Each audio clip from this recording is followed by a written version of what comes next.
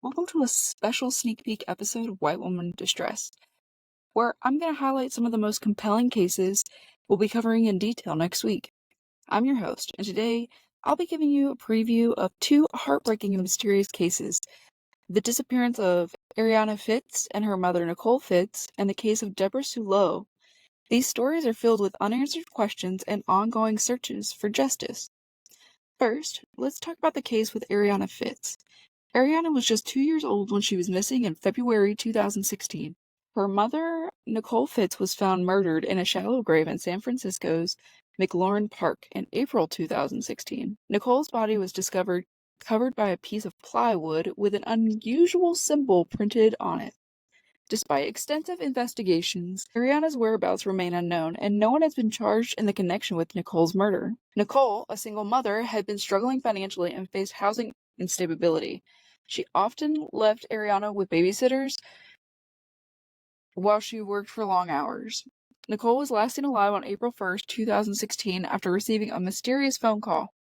The babysitters provided inconsistent statements to police and have been uncooperative in the investigations. Efforts to find Arianna have included significant reward for information and the release of age progression photos, but her case still remains unsolved. Next, let's move on to the case of Debora Sue Lowe.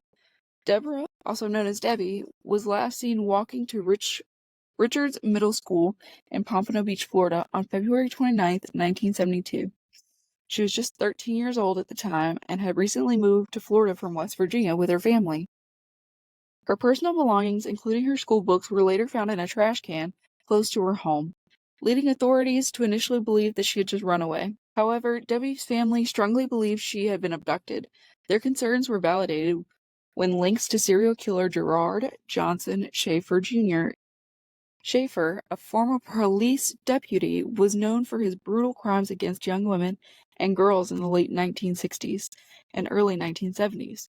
He had a connection to Debbie's family, having worked with her father and visited their home. Schaefer was convicted of 2 murders, but is still suspected of many more, including Debbie's case. Despite these suspicions, Debbie's case remains unsolved, and her family continues to seek answers. Each of these cases is a stark reminder of the pain and uncertainty faced by the families of the missing. They deserve answers, justice, and closure. In the upcoming full episodes, we're going to be delving a little bit deeper into each case, exploring the details of the investigation and the ongoing efforts to find these missing individuals. Thank you for joining us for the sneak peek episode. Make sure to subscribe to our podcast and follow us on social media to stay updated on these cases and more. Together, we can help bring justice and closure to these tragic stories. Until next time, stay safe and vigilant. Remember, if you see something, say something, do something.